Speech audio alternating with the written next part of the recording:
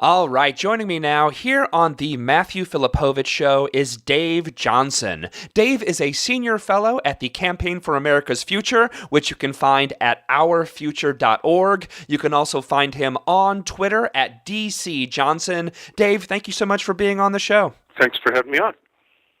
All right, so Dave, you have a great piece up currently at ourfuture.org on the Washington, D.C. manufactured crisis that's currently surrounding and threatening the United States Post Office. Why don't you tell us all about it? Okay. The Post Office, you're probably hearing out there, they're talking about in August they're going to stop Saturday delivery.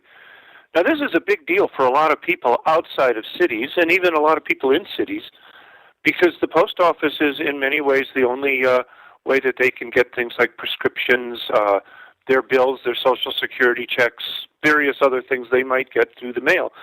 A lot of us might be, more attuned to the internet and things like that, but that doesn't mean everybody is, and that doesn't mean everybody can afford good internet service, etc. So the post office is still a crucial service for people, and I want to emphasize that word. It is a service, not a business. It's in the Constitution of the United States as a way that the information necessary for democracy is easily transmitted.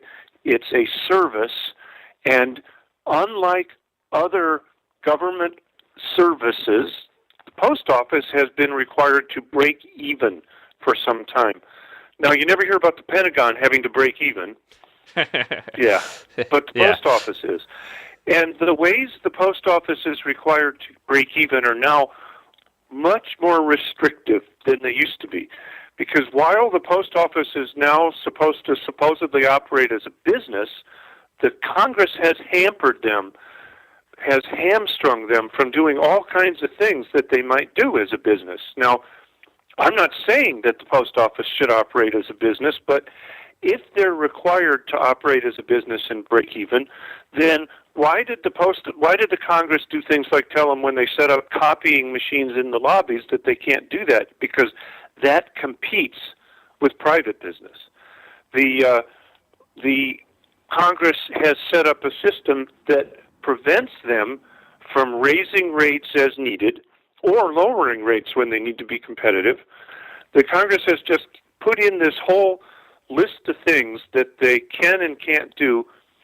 The biggest one, though, and this is crucial to what's going on right now, is that in 2006, the Congress voted to require the Postal Service, and only the Postal Service, to pre-fund all employee health care and retirement health care benefits for 75 years into the future. No business has to do that. Of course, no government agency has to do that. But the geniuses in the Congress decided that the Postal Service has to do that. And that means that the Postal Service is setting aside money. Oh, they have to do it within 10 years, too, all at once. Right. Postal Service is setting aside money for people that aren't even born yet. So, yeah. Wow. So guess what? Now you start hearing that, oh, my God, the Postal Service is in crisis.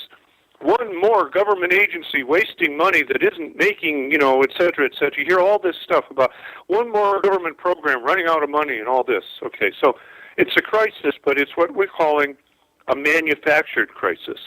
One more manufactured crisis, and it's you just have this series of these manufactured crises. The idea is that you hear that, oh, they're running out of money, oh, it's terrible, oh, look how bad government is, always using up money and running out of money, and now, oh, God, everybody's got to get scared. And we're stampeded into having to agree to certain solutions to these crises, and they always have the solutions ready when the crises show up. And yes, I'm referring to a book by Naomi Klein called The Shock Doctrine that I strongly recommend everybody read. So that's the basic background people should know about what's going on with the Postal Service. It's the second largest employer in the United States behind Walmart, but Walmart, see, has an advantage there because Walmart pays really low wages. They pay so low that people qualify for government assistance. So essentially the government subsidizes Walmart through programs for their employees that wouldn't even be able to eat if they didn't get government assistance, while the Postal Service provides good jobs, relatively good jobs. They've cut back a lot too, but they have a union. People are paid well. And so what's going on is they're trying to privatize the Postal Service.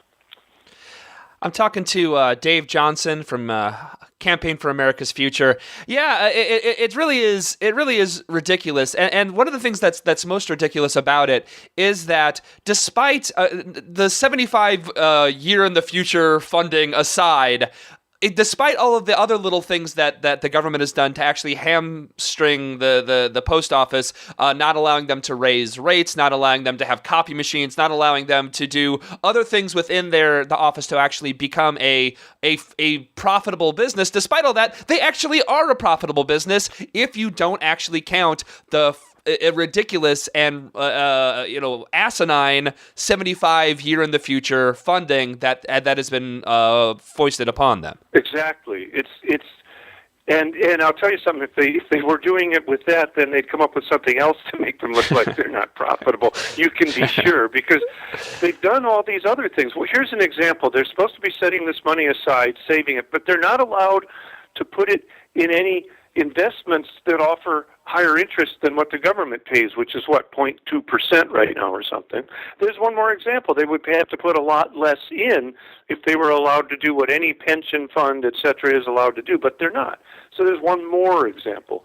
Another example, they say, oh, well, this is because of the internet, people aren't using first-class mail. Well, actually, they have all these deals to deliver packages for FedEx and things like that. They use the infrastructure. But they were one of the original services.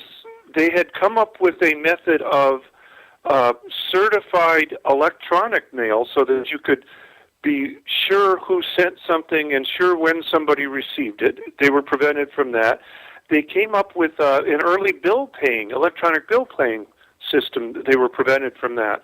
And I could go on. But see, the point is that on the one hand, they say you have to get out there and compete because competition, cutting each other's throats makes everything better all the time. And then they say, but because they have all these advantages over companies, they're not allowed to compete because they would win. So that's another example. If it's a setup so they can say government is bad and we have another crisis.